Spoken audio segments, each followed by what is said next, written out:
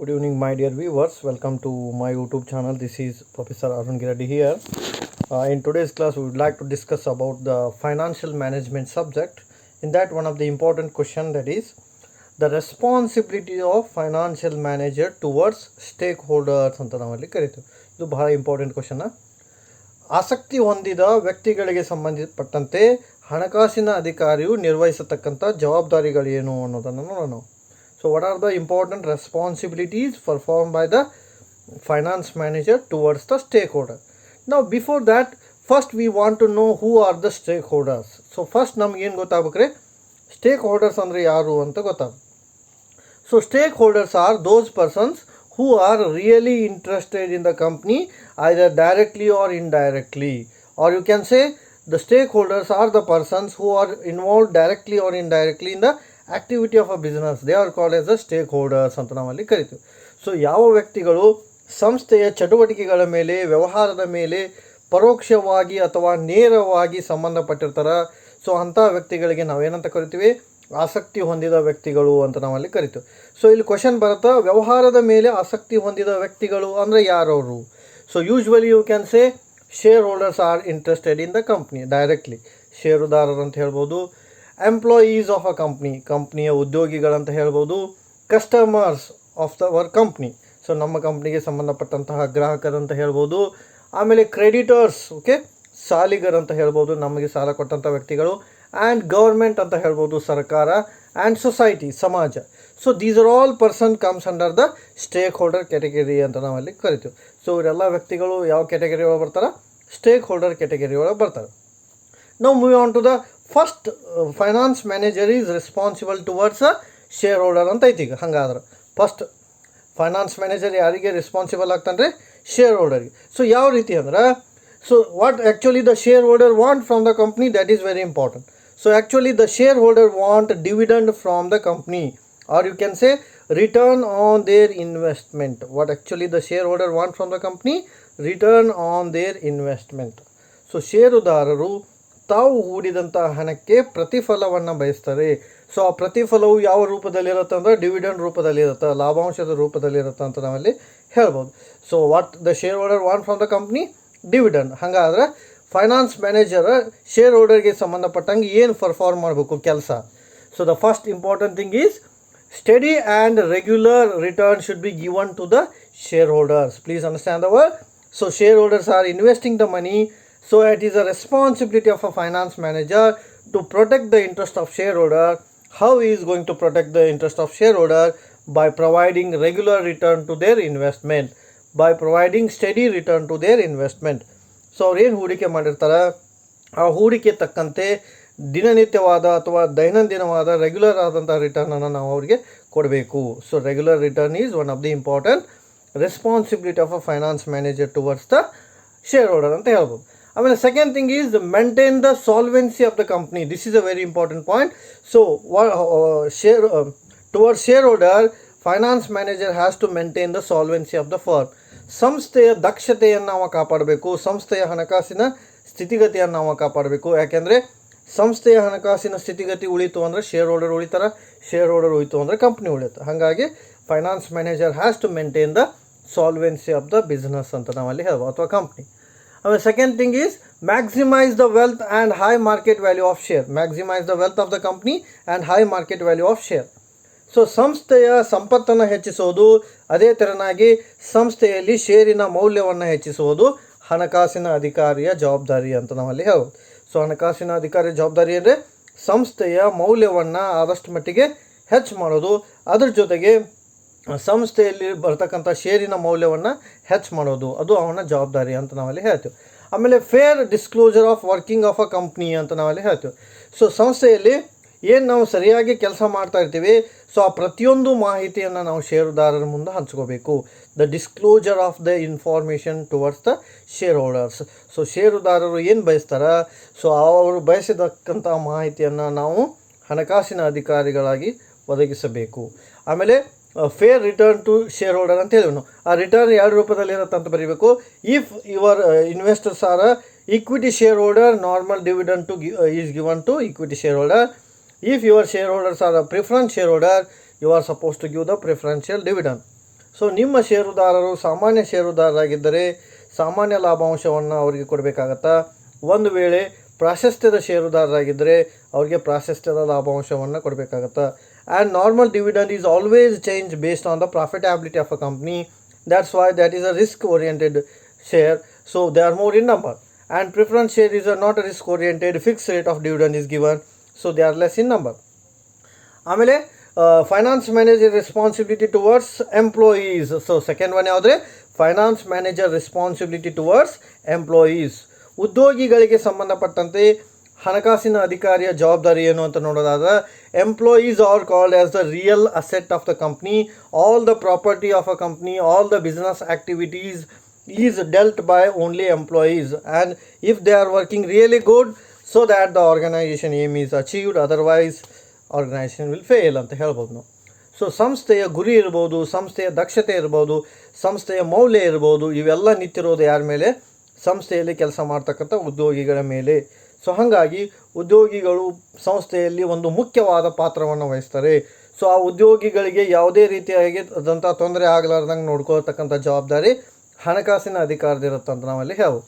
ಹಾಗಾದರೆ ಎಂಪ್ಲಾಯಿಗೆ ಸಂಬಂಧಪಟ್ಟಂಗೆ ಅವ ಏನು ಮಾಡ್ತಾನಂದ್ರೆ, ಸಿಂಪಲ್ ಥಿಂಗ್, ಎಂಪ್ಲಾಯೀಸ್ ಏನು ಬಯಸ್ತಾರೆ? Regular wages and salary. Simple word. If your workers, if employees R worker, they are expecting regular wage and fair wage. If they are employees, they can expect regular salary.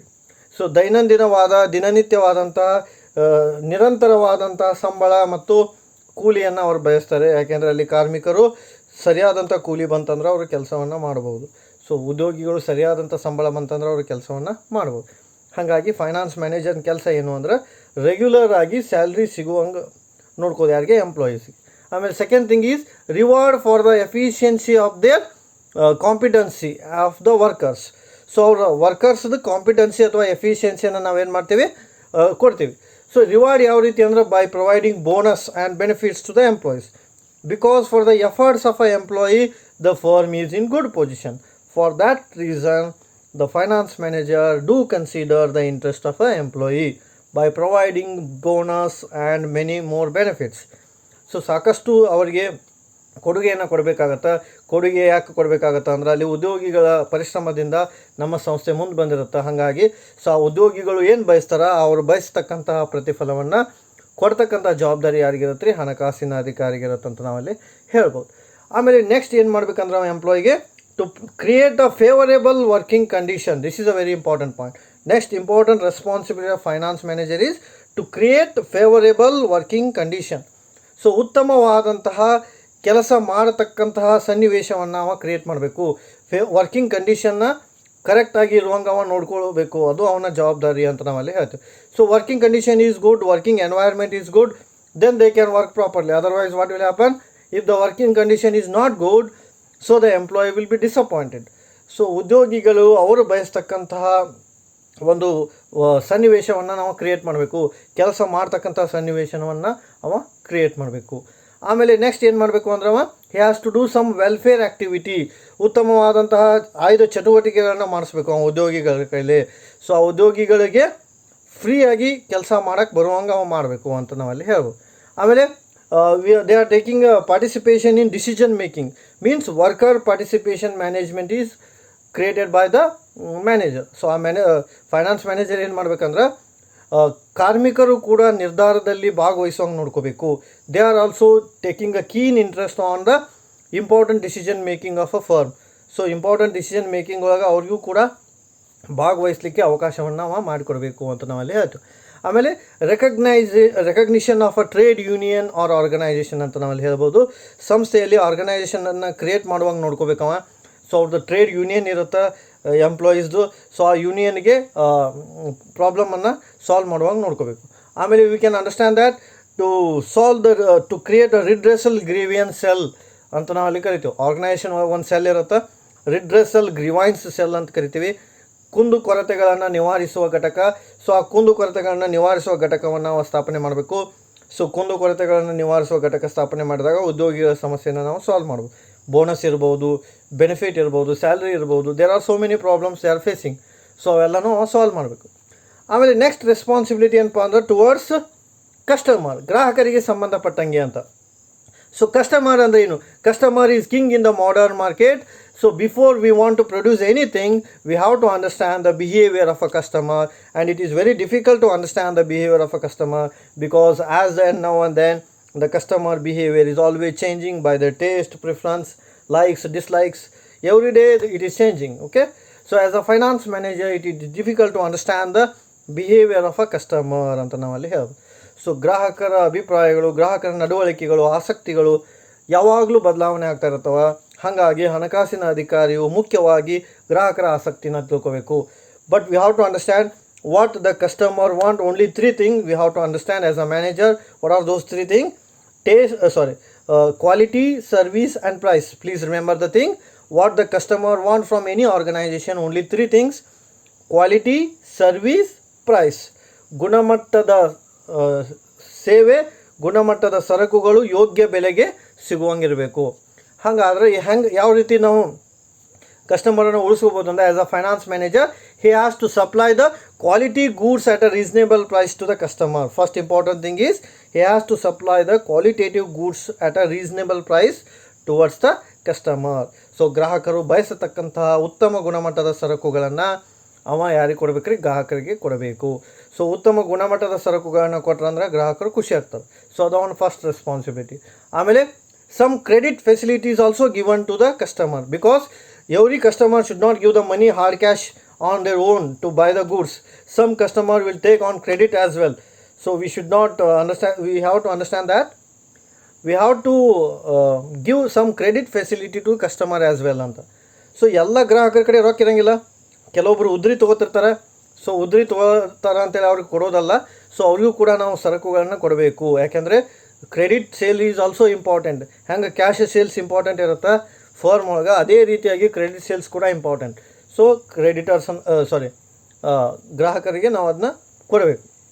ಆಮೇಲೆ protection of environment. This is a very important. As a finance manager along with the profit making of any firm, his responsibility towards the environment is also there. ಅಂದರೆ ನೀವು ಲಾಭ ಮಾಡಿಕೊಳ್ಳುವ ಬರದಲ್ಲಿ ಪರಿಸರವನ್ನು ಹಾಳು ಮಾಡಬಾರ್ದು. So ಆ ಪರಿಸರ ಸಂರಕ್ಷಣೆಯು ಕೂಡ ಒಂದು ಮುಖ್ಯವಾದಂಥ ಜವಾಬ್ದಾರಿ ಅಂತ ನಾವಲ್ಲಿ ಹೇಳ್ಬೋದು. ಸೊ ಹಣಕಾಸಿನ ಅಧಿಕಾರಿ. ಆಮೇಲೆ ನೆಕ್ಸ್ಟ್ ಏನು ಮಾಡ್ಬೋದು ಅಂದರೆ, he has to use the latest technology because the customer expect the new technology ಅಂತ ನಾವಲ್ಲಿ ಹೇಳ್ಬೋದು. ಸೊ ಫೈನಾನ್ಸ್ ಮ್ಯಾನೇಜರ್ ಏನು ಮಾಡ್ಬೇಕ್ರಿ? So he has to take the best technology for their organisation. So ಅವ್ರ ಸಂಸ್ಥೆಗೆ ಬೇಕಾಗಿರ್ತಕ್ಕಂತಹ ಉತ್ತಮ ತಂತ್ರಜ್ಞಾನವನ್ನು ಹೊಂದಿರತಕ್ಕಂಥ ಮಷಿನರಿನ ಅಥವಾ ಯಾವುದೇ ವಸ್ತುವನ್ನು ತೊಗೊಂಬಂದು ಗ್ರಾಹಕರ ಅವಶ್ಯಕತೆಯನ್ನು ಪೂರೈಸ್ಬೋದು. And another important responsibility of a finance manager towards customer is innovative products or innovation products ಅಂತ ನಾವಲ್ಲಿ ಕರಿತೀವಿ. ಹೊಸತನದಿಂದ ಕೂಡಿರ್ತಕ್ಕಂಥ ವಸ್ತುವನ್ನು ತಯಾರು ಮಾಡಬೇಕು ಸಂಸ್ಥೆಯವರು. Because innovation only will attract the customer. He should not invent anything. He go for innovation. He has to modify the goods according to the latest taste and preference of customer. So ಇಲ್ಲಿ ನೋಡ್ರಿ, ಯಾವಾಗಲೂ ಗ್ರಾಹಕರು ಅಭಿಪ್ರಾಯಗಳು ಬದಲಾವದಂಗೆ so ಹಣಕಾಸಿನ ಅಧಿಕಾರಿಯು ಕೂಡ ಏನು ಮಾಡಬೇಕಾಗತ್ತಂದ್ರೆ, ಹೊಸತನದಿಂದ ಕೂಡಿರ್ತಕ್ಕಂಥ ಹೊಸ ಹೊಸ ಪ್ರಯೋಗಗಳನ್ನು ಮಾಡಬೇಕು. ಹೊಸ ರೀತಿಯಲ್ಲಿ ಗ್ರಾಹಕರನ್ನು ಉಳಿಸ್ಕೊಳ್ಳೋ ಸಲುವಾಗಿ ಹೊಸ ವಸ್ತುವನ್ನು ತಯಾರು ಮಾಡಬೇಕು ಅಂತ ನಾವಲ್ಲಿ ಹೇಳ್ತೇವೆ. ಆಮೇಲೆ ನೆಕ್ಸ್ಟ್ ರೆಸ್ಪಾನ್ಸಿಬಿಲಿಟಿ ಟುವರ್ಡ್ಸ್ ಕ್ರೆಡಿಟರ್ ಅಂತ ಹೇಳ್ತೀವಿ ನಾವು. Finance manager responsibility towards creditor. ಸಾಲಿಗರಿಗೆ ಸಂಬಂಧಪಟ್ಟಂಗೆ ಏನು ಜವಾಬ್ದಾರಿ ಇದೆ ಅಂತ. ಸೊ ಫಸ್ಟ್ ಕ್ರೆಡಿಟರ್ ಅಂದರೆ ಯಾರು ಅಂತ ಗೊತ್ತಿರಬೇಕು. Creditor are the persons who are giving credit facility to the firm. They are just like they are granting a loan to you. Okay, so ನಿಮಗೆ ಸಾಲ ಕೊಟ್ಟಂಥ ವ್ಯಕ್ತಿಗಳಿಗೆ ನಾವೇನಂತ ಕರಿತೀವಿ? ಕ್ರೆಡಿಟರ್ ಅಂತ ಕರಿತೀವಿ. Usually money lender, trade unions, commercial banks, debenture holders, these are all people are called as a creditor. ಯಾಕೆಂದರೆ debenture holder, ಮನಿ lender, financial institution ಅವುಗಳ ಕಡೆಯಿಂದ ನೀವು ಸಾಲ ತೊಗೊಂಡಿರ್ತೀವಿ. ಸೊ ಹಂಗಾಗಿ ಅವ್ರಿಗೆ ನಾವೇನಂತ ಕರಿಬೇಕು? ಕ್ರೆಡಿಟರ್ ಅಂತ ಕರಿಬೇಕು. ಯಾಕೆಂದರೆ ನಿಮಗೆ ಬೇಕಾಗಿರ್ತಕ್ಕಂಥ ಸಾಲವನ್ನು ಅಲ್ಲಿ ತೊಗೊಂಡಿರ್ತೀವಿ. ಹಣಕಾಸಿನ ಸಂಸ್ಥೆಯಿಂದ ತೊಗೊಂಡಿರ್ಬೋದು, ಸಾಲ ಪತ್ರದಾರರಿಂದ ತೊಗೊಂಡಿರ್ಬೋದು. ಸೊ ಇವರೆಲ್ಲ ಏನ್ರಿ? ಕ್ರೆಡಿಟರ್. ಸೊ ಅವ್ರಿಗೆ ಏನು ರೆಸ್ಪಾನ್ಸಿಬಲ್ ಇರುತ್ತೆ ಅಂದರೆ, first thing is timely payment of bills and interest. This is a very important point. Timely payment of bill and interest. ಯಾಕೆಂದರೆ ಅವ್ರ ಕಡೆಯಿಂದ ನೀವು ಸಾಲ ತೊಗೊಂಡಿರ್ತೀರಿ, ಯೋಗ್ಯ ಸಮಯದಲ್ಲಿ ಸೀಮಿತ ಅವಧಿ ಒಳಗಡೆ ನೀವು ಅವ್ರಿಗೆ ಸಾಲವನ್ನು ವಾಪಸ್ ಮಾಡಬೇಕು. ಅಂದರೆ ಅವ್ರ ಬಡ್ಡಿನ ಅವ್ರಿಗೆ ವಾಪಸ್ ಕೊಡಬೇಕು. ಡಿಬೆಂಚರ್ ಹೋಲ್ಡರ್ಗೆ ರೆಗ್ಯುಲರ್ ಆಗಿ ಪೇಮೆಂಟ್ ಮಾಡಬೇಕು. ಆಮೇಲೆ safeguard the debt by providing security ಅಂತ. ಸೊ ಅವ್ರ ಭದ್ರತೆಗೋಸ್ಕರ ಅವ್ರು ಸಾಲ ಕೊಟ್ಟಿರ್ತಾರೆ. ಹಾಗಾಗಿ ನೀವು ನಿಮ್ಮ ಸಂಸ್ಥೆಯ ಭದ್ರತೆಯನ್ನು ಉಳಿಸ್ಕೋಬೇಕಂತ ಹೇಳಿ ಅವ್ರಿಗೆ ರೆಗ್ಯುಲರ್ ಆಗಿ ಡೆಟ್ ಪೇಮೆಂಟ್ ಮಾಡ್ಕೋತಾ ಇರಬೇಕು, ಸಾಲವನ್ನು ಮರಳಿ ನೀವು ತೀರಿಸ್ಕೋತಾ ಇರಬೇಕು ಅಂತ. ಆಮೇಲೆ repayment of loan within a given period of time or stipulated time ಅಂತ ಹೇಳ್ತೀವಿ ನಾವು. ಸೊ ನಿಮಗೆ ಎಷ್ಟು ಅವಧಿ ಕೊಟ್ಟಿರ್ತಾರ ಆ ಅವಧಿ ಒಳಗಡೆನೇ ಅವ್ರ ಸಾಲವನ್ನು ನಾವು ತೀರಿಸಬೇಕು. This is a very important point. ಯಾಕೆಂದರೆ time period is very important. ಅವ್ರು ನಿಮಗೆ ಎಷ್ಟು ಟೈಮ್ ಕೊಟ್ಟಿರ್ತಾರ ಅಷ್ಟು ಟೈಮ್ ಪೀರಿಯಡ್ ಒಳಗೆ ನೀವು ಅವ್ರ ಸಾಲವನ್ನು ವಾಪಸ್ ಮಾಡಬೇಕು. ಅದಕ್ಕೆ ಪ್ರಾಂಪ್ಟ್ ಪೇಮೆಂಟ್ ಅಂತ ನಾವು ಅಲ್ಲಿ ಕರಿತೀವಿ. ಆಮೇಲೆ we have to develop and maintain a good relation with our creditor because they are giving a credit to us. ನಾವು ಅವ್ರ ಜೊತೆ ಕಾರ್ಡಿಯಲ್ ರಿಲೇಷನನ್ನು ಇಟ್ಕೋಬೇಕು, ಉತ್ತಮವಾದಂಥ ಸಂಬಂಧವನ್ನು ಇಟ್ಕೋಬೇಕು. ಯಾಕೆಂದರೆ ಫ್ಯೂಚರ್ ಒಳಗೆ ಅವ್ರು ನಮ್ಗೆ ಸಾಲ ಕೊಡಬೇಕಾಗಿರುತ್ತೆ. ಹಾಗಾಗಿ we are suppose to maintain a cordial and good relation with the customer. Otherwise what will happen, simply they will not connect with you and communicate with you ಅಂತ ನಾವಲ್ಲಿ ಹೇಳ್ಬೋದು. ಸೊ ಇದು ಟುವರ್ಡ್ಸ್ ದ ಕ್ರೆಡಿಟರ್. ಆಮೇಲೆ towards government, another responsibility of finance manager is towards government. ಸರ್ಕಾರಕ್ಕೆ ಸಂಬಂಧಪಟ್ಟಂಗೆ ಅವ ಏನು ಜವಾಬ್ದಾರಿಯನ್ನು ಹೊಂದಿರ್ತಾನೆ ಅಂದರೆ, because government is a external stakeholder, because government is a keen and interested in your firm because of tax collection. ನೋಡಿ, ಗೌರ್ಮೆಂಟ್ನವರು ನಿಮ್ಮ ಮೇಲೆ ಯಾಕೆ ಆಸಕ್ತಿ ಹೊಂದಿರ್ತಾರೆ ಅಂದ್ರೆ, ನೀವು ಪ್ರಾಫಿಟ್ ಮಾಡ್ಕೊಂಡ್ರೆ ಅವ್ರಿಗೆ ಟ್ಯಾಕ್ಸ್ ಸಿಗ್ತಿರುತ್ತೆ, ಅವ್ರ ರೂಲ್ಸನ್ನು ನೀವು ಫಾಲೋ ಮಾಡಬೇಕಾಗತ್ತೆ. ಹಾಗಾಗಿ ಗೌರ್ಮೆಂಟ್ ಕೂಡ ಸ್ಟೇಕ್ ಹೋಲ್ಡರ್ ಅಂತ ಹೇಳ್ತೀವಿ ನಾವು. ಸೊ ಹಾಗಾದ್ರೆ ಫೈನಾನ್ಸ್ ಮ್ಯಾನೇಜರ್ ರೆಸ್ಪಾನ್ಸಿಬಿಲಿಟಿ ಏನು, whether the firm is following the rules and regulation or not, he has to see it.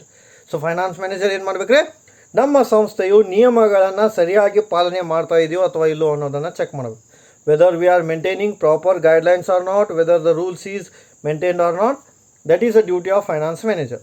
So finance manager ಕೆಲಸ ಏನಂದರೆ ನಿಯಮಗಳು ಸರಿಯಾಗಿ ಪಾಲನೆ ಆಗಿದಾವೋ ಇಲ್ಲೋ ಅಂತ ನೋಡಬೇಕು. ಆಮೇಲೆ ಏನು ಮಾಡ್ಬೇಕು ರೀ, prompt payment of tax honestly ಅಂತ, ಆನೆಸ್ಟ್ ಟ್ಯಾಕ್ಸ್ ಪೇಮೆಂಟ್ ಅಂತ ಕರಿತೀವಿ ನಾವು. ಸೊ ನಾವು ವಿಧೇಯಕವಾಗಿ ಸ್ವಇಚ್ಛೆಯಿಂದ ಆನೆಸ್ಟಾಗಿ ಗೌರ್ಮೆಂಟ್ಗೆ ಟ್ಯಾಕ್ಸ್ ತುಂಬಿವೋ ಇಲ್ಲೋ ಅಂತ ನೋಡಬೇಕು. Correct tax is very important. ಯಾಕಂದರೆ ಟ್ಯಾಕ್ಸ್ ಕಡಿಮೆ ತುಂಬ್ತಿರ್ತಾರೆ. ಹಾಗಾಗಿ ಫೈನಾನ್ಸ್ ಮ್ಯಾನೇಜರ್ ಕೆಲಸ ಏನು ಅಂದರೆ ರಾಂಗ್ ಟ್ಯಾಕ್ಸ್ ತುಂಬುವಂಗಿಲ್ಲ, ಕರೆಕ್ಟ್ ಟ್ಯಾಕ್ಸ್ ತುಂಬಬೇಕು ಅಂತ ಹೇಳ್ತೀನಿ. ಆಮೇಲೆ participation in economic development activity ಅಂತ. ಸೊ ಕೇವಲ ನೀವು ಲಾಭ ಮಾಡ್ಕೋದು ಅಷ್ಟೇ ಅಲ್ಲದೆ your responsibility is there towards the ಏನಂತ ಕರಿತೀವಿ ನಾವು ಎಕನಾಮಿಕ್ ಡೆವಲಪ್ಮೆಂಟ್. ಅಂದರೆ ನೀವು ಎಕನಾಮಿಕ್ ಡೆವಲಪ್ಮೆಂಟ್ಗೆ ಕಾಂಟ್ರಿಬ್ಯೂಷನನ್ನು ಕೂಡ ಮಾಡಬೇಕಾಗತ್ತೆ. So that is the responsibility of finance manager towards government. And last, moving to the last one, responsibility towards society. ಸಮಾಜಕ್ಕೆ ಸಂಬಂಧಪಟ್ಟಂಗೆ ಹಣಕಾಸಿನ ಅಧಿಕಾರಿ ಹೆಂಗೆ ರೆಸ್ಪಾನ್ಸಿಬಲ್ ಇರ್ತಾನಂದ್ರೆ, again we are creating a employment opportunity ಅಂತ ಹೇಳ್ತೀವಿ ನಾವು. First responsibility is creating more and more employment opportunity to many people. ಸಾಕಷ್ಟು ವ್ಯಕ್ತಿಗಳಿಗೆ ಉದ್ಯೋಗವನ್ನು ಸೃಷ್ಟಿ ಮಾಡಬೇಕು. ಉದ್ಯೋಗವನ್ನು ಸೃಷ್ಟಿ ಮಾಡಿದರೆ ಅವರ ಜೀವನ ಮಟ್ಟ ಸುಧಾರಣೆ ಆಗುತ್ತೆ. If you create the employment opportunity, obviously the standard of living is increase. So ಅವರ ಜೀವನ ಮಟ್ಟ ಏನಾಗುತ್ತೆ, ಸುಧಾರಣೆ ಆಗುತ್ತೆ. ಆಮೇಲೆ ಸಮ್ ಸೋಷಿಯಲ್ ವೆಲ್ಫೇರ್ ಆ್ಯಕ್ಟಿವಿಟಿ ಅಂತ, ಸಾಮಾಜಿಕ ಚಟುವಟಿಕೆಯಲ್ಲಿ ಅವ್ರು ಭಾಗವಹಿಸಬೇಕು. Like they give some donation to orphanage, ಅನಾಥಾಶ್ರಮಕ್ಕೆ ಕೊಡ್ಬೋದು, ಅಥವಾ ಫ್ಲಡ್ ರಿಲೀಫ್ ಫಂಡ್ ಆದಾಗ ನಾವು ಅಲ್ಲಿ ಡೊನೇಷನನ್ನು ಕೊಡ್ಬೋದು. ಸೊ ಹಿಂದುಳಿದ ಸಮಾಜವನ್ನು ನಾವು ಬೆಳವಣಿಗೆ ಮಾಡ್ಬೋದು ಅಂತ ಹೇಳ್ಬೋದು. ಸೊ ಆಮೇಲೆ participation in some environment and pollution control. So ಆರ್ಥಿಕವಾಗಿ ಅಥವಾ ಸಾಮಾಜಿಕವಾಗಿ ಅಥವಾ ರಾಜಕೀಯವಾಗಿ ನಾವು ಅವರನ್ನು ಉಳಿಸ್ಬೋದು ಅಂತ. ಆಮೇಲೆ ಪ್ರೊಟೆಕ್ಟ್ ಆಫ್ ಅ ರಿಸೋರ್ಸ್, ಸಂಪನ್ಮೂಲವನ್ನು ನಾವು ಸರಿಯಾಗಿ ಬಳಸೋದ್ರಿಂದ ಅಥವಾ ಸರಿಯಾಗಿ ಉಪಯೋಗಿಸೋದ್ರಿಂದ ಕೂಡ ನಾವು ಏನು ಮಾಡ್ಬೋದು ರೀ, ಸಮಾಜವನ್ನು ಉಳಿಸ್ಬೋದು ಅಂತ. And we are maintain the solvency of a business. ನಮ್ಮ ಸಂಸ್ಥೆಯ ದಕ್ಷತೆಯನ್ನು ಉಳಿಸ್ಕೊಂಡು ಹೋಗೋದ್ರಿಂದ ಅಲ್ಟಿಮೇಟ್ಲಿ ಸೊಸೈಟಿಗೆ ಬೇಕಾಗಿರ್ತಕ್ಕಂಥ ಗೂಡ್ಸನ್ನು ನಾವು ಕೊಡ್ಬೋದು, ಸೊಸೈಟಿಗೆ ನಾವು ರಿಟರ್ನ್ ಬ್ಯಾಕ್ ಮಾಡ್ಬೋದು, ಫೇರ್ ರಿಟರ್ನ್ ಟು ಸೊಸೈಟಿ ಅಂತ. So these are the responsibilities of a finance manager towards stake holders. ನೋಡಿ, ಇವೆಲ್ಲ ಏನ್ರಿ ಹಣಕಾಸಿನ ಅಧಿಕಾರಿಯ ಜವಾಬ್ದಾರಿಗಳು ಅಂತ. ಸೊ ಯಾರ್ಯಾರಿಗೆ ಸಂಬಂಧಪಟ್ಟಂಗೆ ಜವಾಬ್ದಾರಿಗಳಂದ್ರೆ ಕೀ ಪಾಯಿಂಟ್ಸ್ ನೆನ್ಪಿಟ್ಕೊರಿ. Finance manager is responsible towards share holder for dividend purpose, like that. So finance manager is responsible to employee for salary purpose, like that. So finance manager is responsible to customer for qualitative goods purpose. Finance manager is responsible to creditor for payment of loan. Finance manager is responsible to government for payment of tax. Finance manager is responsible to society for qualitative goods, service and employment opportunity. Key point ಏನು, ಹಣಕಾಸಿನ ಅಧಿಕಾರಿಯು ಷೇರುದಾರರಿಗೆ ಜವಾಬ್ದಾರನಾಗಿರಬೇಕು. ಯಾಕೆಂದರೆ ಲಾಭಾಂಶವನ್ನು ಅವರಿಗೆ ಕೊಡಬೇಕಾಗತ್ತೆ. ಹಣಕಾಸಿನ ಅಧಿಕಾರಿಯು ಉದ್ಯೋಗಿಗಳಿಗೆ ಜವಾಬ್ದಾರನಾಗಿರಬೇಕು. ಯಾಕೆಂದರೆ ಉದ್ಯೋಗಿಗಳಿಗೆ ಬೇಕಾಗಿರತಕ್ಕಂಥ ಸಂಬಳವನ್ನು ಅವ ಕೊಡಬೇಕಾಗತ್ತೆ. ಸೊ ಹಣಕಾಸಿನ ಅಧಿಕಾರಿಯು ಗ್ರಾಹಕರಿಗೆ ವಿಧೇಯಕನಾಗಿರಬೇಕು. ಯಾಕೆಂದರೆ ಗ್ರಾಹಕರು ಬಯಸ್ತಕ್ಕಂಥ ವಸ್ತುಗಳನ್ನು ಅವ ಕೊಡಬೇಕಾಗತ್ತಾ. ಹಣಕಾಸಿನ ಅಧಿಕಾರಿಯು ಸಾಲಿಗರಿಗೆ ಅವ ವಿಧೇಯಕ ಆಗಿರಬೇಕು. ಯಾಕೆಂದರೆ ಅವರು ಸಾಲವನ್ನು ಕೊಟ್ಟಿರ್ತಾರೆ, ಅವರನ್ನು ಉಳಿಸಬೇಕು. ಹಣಕಾಸಿನ ಅಧಿಕಾರಿಯು ಸರ್ಕಾರಕ್ಕೆ ವಿಧೇಯಕನಾಗಿರಬೇಕು. ಯಾಕೆಂದರೆ ಸರ್ಕಾರಕ್ಕೆ ನಾವು ತೆರಿಗೆಯನ್ನು ತುಂಬಬೇಕಾಗತ್ತಾ. ಅದೇ ರೀತಿಯಾಗಿ ಹಣಕಾಸಿನ ಅಧಿಕಾರಿಯು ಸಮಾಜಕ್ಕೆ ಬದ್ಧನಾಗಿರಬೇಕು. ಯಾಕೆಂದರೆ ಉದ್ಯೋಗವನ್ನು ಸೃಷ್ಟಿ ಮಾಡಬೇಕು, ಆರ್ಥಿಕ ಬೆಳವಣಿಗೆಯನ್ನು ಸಾಧಿಸಲಿಕ್ಕೆ ಅಂತ ಹೇಳ್ಬೋದು. ಸೊ ಇವೆಲ್ಲ responsibility of finance manager towards stake holder. This is a 15 marks question and very important question for your financial management. Thanks for watching my video. Please do subscribe and share.